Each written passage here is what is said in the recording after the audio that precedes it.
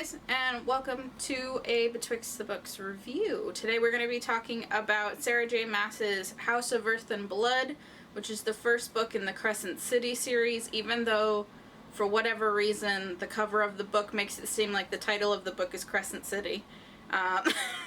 That confused the hell out of me, but apparently it's House of Earth and Blood, and Crescent City is the series. This was the video we were supposed to film last week, and I didn't finish the book, but I finished the book, so now we're talking about it. So here's that cover that Michaela was talking about, and like, look, Crescent City, you can see it. Up here, the moon is like, I'm chomping on the actual title, House of Earth and Blood. I don't understand it. We don't understand it. It's fine. We'll all carry on.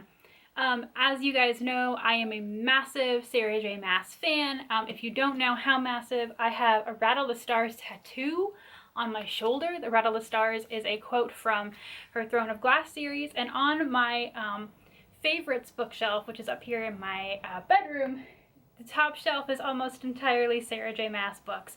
So I care about Sarah J Maas. However, this book is a bit of an adventure. The beginning is very slow. It's really, really slow, and so you kind of have to slog. Every single person that I've recommended this book to, including Michaela, I'm like, listen, you just got to get through the beginning, and it'll be worth it after that. After the beginning, I really got invested in the characters. The main character is Bryce, and the main character is Hunt, and they have a small group of friends, co-workers, and I really got invested in Bryce and Hunt's relationship, and the whole plot of the novel. So once you get past the beginning, it's worth it.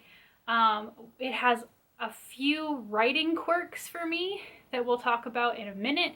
So solid 4 stars, but I have seen Sarah do better, so.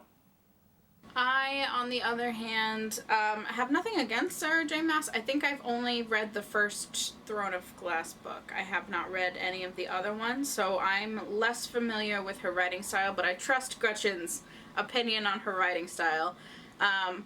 I'm coming at this from a perspective of being a big reader of urban fantasy, of which this book is one. I'm differing slightly from Gretchen. I think I put this one at 3 stars instead of 4 stars. But again, it wasn't a bad book. There were things that bothered me as I was reading it, and obviously I had a more difficult time reading it than Gretchen did because it took me longer to do so.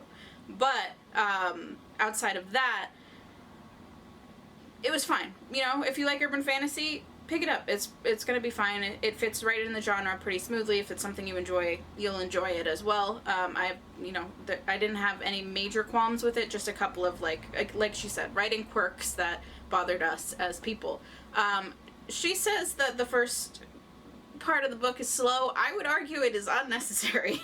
This is like an 800-page book. At least the first 100 pages, unnecessary. Just don't have it. This book could have started at the first action scene, which is about 100 pages in, and I honestly don't think that the plot would change at all. The first 100 pages do very little to further any sort of plot. They have some relationship things that they build, but those relationships become null and void more or less at that first action scene, and any lingering effects that they have don't require us seeing a build-up. It would be perfectly fine to just have that action scene and the consequences of it shown throughout the book. We don't really need the beginning part. So, slow, I would go with unnecessary. I don't think we need it. I don't think we need it. Here is the thing about Michaela saying that character development in the first 100 pages is unnecessary. This is a serious thing. Michaela often cares more about character relationships and development than I do. So if Michaela is saying they are unnecessary, they are unnecessary. I reverse my statement that it's slow, and I agree that they're unnecessary, because normally I'm just like, where is the fighting bit? Where is the explosion? Where does the action start? So there's that. And I think those first 100 pages go into one of my major issues, which is author intervention. So if you don't know what that statement means, I'm sure you recognize it in a book, but you're reading along in the book and something happens, and the only reason it's like, gasp, is because the author has manipulated you into that point and you know it. Good books, like, the author is obviously crafting the entire plot, but it feels natural. The character actions feel natural. The plot points feel natural. You don't know that you're being led to like a big gasp moment. And there were several points in here. For example, a character appears again and again and again, and we never learned their name until the point where it's like, oh, that's who you are. But like, you as the reader know way in advance of this moment who this character actually is. So why, and no one would be in that many important situations with a single person and not know their name. Like, it's not gonna happen. It's just done for a shock moment later on. It's really not a shock because you've guessed it 30 miles previously. The other point is that this book has alternating points of view. So you get some chapters from Bryce's perspective, you get some chapters from Hunt's perspective, you get some chapters from Bryce's brother's perspective. So there you get the insides of multiple characters' heads. And then there's something that happens, and I can't tell you what it is because it would spoil a major plot point, but there's something that happens in the last third of the book that is supposed to be like a major reveal. But because you spent time in that character's head, how has this person not thought about this major... You know that the author has specifically erased all thoughts about this previously. It doesn't make sense.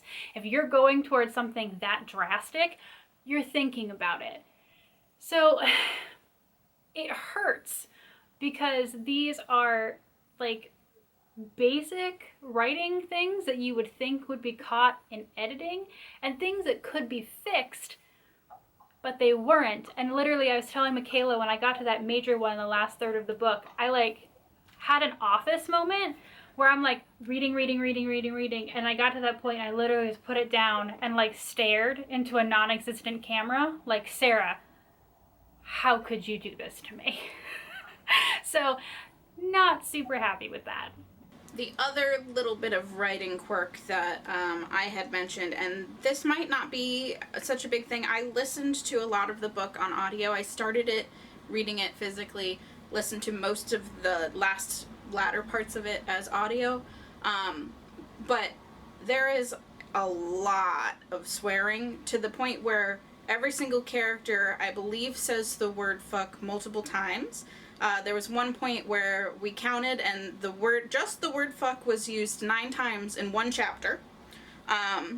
Which again, if you're not listening to it, might not be as gratuitous versus reading, but like really hearing people say that over and over and over again, it was like, gosh, they were really trying to pin down that this is an adult book for adults. There's drugs and gratuitous sex and gratuitous violence all within the first 100 pages, and everybody's swearing all the time. And I don't know if this is because this was like an earlier book, because she wrote YA for such a long time, and then she wrote her court series, and that one's technically an adult series, but some folks, it got shelved in YA for a while, but now they're saying it's an adult, so maybe she was pushing back on like, well, I guess if I'm writing an adult book, I have to really write an adult book. Or if it was written before the court series, and therefore that's why we're seeing these writing quirks, like it was a trunk novel that got reinterpreted. We're not really quite sure which one it is, so to speak, but like that's another thing that might be grating for some people, especially if you don't like hearing gratuitous profanity. There's a lot of it in this one. It's just a lot of it. It feels a little heavy-handed. And I know Gretchen has said that doesn't show up in her other books, but it is a thing that I noticed in this one. It felt like she was trying really hard to write an adult book. At the end of the day, that's what drives me a little bit nutty about this book. It's that she's done books with sex in them. She's done books with profanity in them. If you've read her other stuff, The Throne of Glass series really ages itself out of YA, I feel, towards the end. The Court series was never YA and never should have been shelved there. Never ever. It's got like sex and profanity, and those things aren't bad.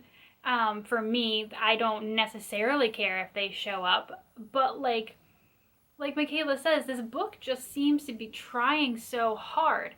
And I've seen her write better. I've seen her write nuanced plot. I've seen her write relationships and characters that make hard decisions and they make sense. And I've seen her write books where I'm like, what do you mean that's happened? But it doesn't feel like she's put her hand on it and said, I, as the author, demand that this happen. So I don't know the truth of this. But for me, the only thing that makes sense is that this book was written earlier than some of her others. But to that end, it was published after, and just because you've written the end on a book doesn't mean that you can't edit it afterward. So I'm a little bit grumpy about this book because I feel like she could have done better. And that's the nature of, I feel like some of this stuff I would have been maybe more okay with if this was a debut author. I'm liable to give them, you know, more rope because it's their first book, you know, it's their first time.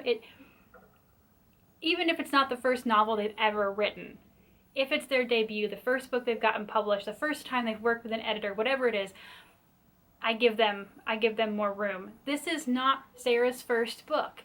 It's not Sarah's 5th book published. So like, I know that she has an incredible team behind her. I know that she's worked with her editor. Like, I just don't get it. I don't get it. And also, we said in the beginning that I haven't read a ton of urban or paranormal romance.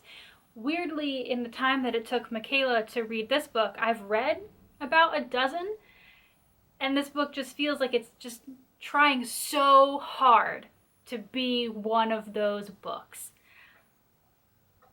I don't think she needed to try this hard. I don't. Because it's a great book. It just tries too hard. So, again, like Gretchen just said, we kind of were being mean to the book. It's not a bad book. It's completely enjoyable. I would put it up there with, you know, your Jim Butcher, your Laurel K. Hamilton, your Patricia Brigg, like fluffy urban fantasy action plots. It has that heavy romance element, so even if you're a person who reads more romance stuff, if you're reading more of the Kresley Coles, the Gina Showalter type stuff, completely applicable.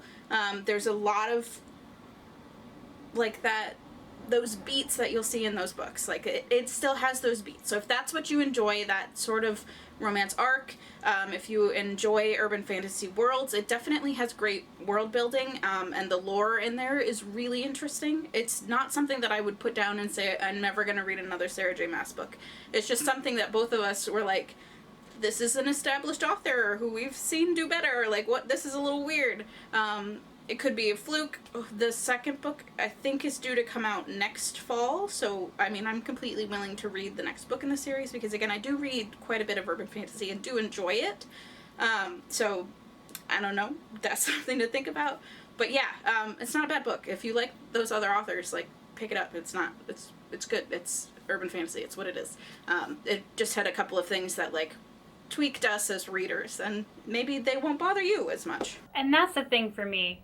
Sarah J Maas is not just another author for me. And unfortunately for Sarah, that means that I hold her to a really, really high level. So, when I see small things, and really what we've talked about, 1 or 2 instances, the first 100 pages, and the grand scheme of this giant tome, they are small things. I absolutely agree with Michaela that the lore is fascinating. As I've been reading more paranormal and urban fantasy romances, I have to say that I haven't found a world as I'm engaged with as I am with the world that she's created here. So I will 100% be reading the next one. Because having read every single book Sarah J Maas has ever published. I also know that she has a great track record of getting better as the books go on. I would have hoped that, I wouldn't have had to wish for that for this series, but I have faith that the next book will be better, and I will 100% be reading it, if only because I need to know what happens with Bryce and Hunt. Because at the core of this book is the romantic relationship, and I certainly have been bought into that relationship. Hook, line, sinker. Like, I ship it good. So I'm ready. I'm ready for the next one, even if this one did tweak me as a reader. So if you have also read this book, please do tell us down in the comments if you notice the same things. Do try to be careful about spoilers. I know that this book has been out since March, but some people may still not have gotten around to it. If you haven't read this book, are you interested? Are you not? Does author intervention also throw you off? Let us know. What is your pet peeve as a reader that's like a really small thing that just causes you to just like close the book and stare at a non-existent office camera? Let us know.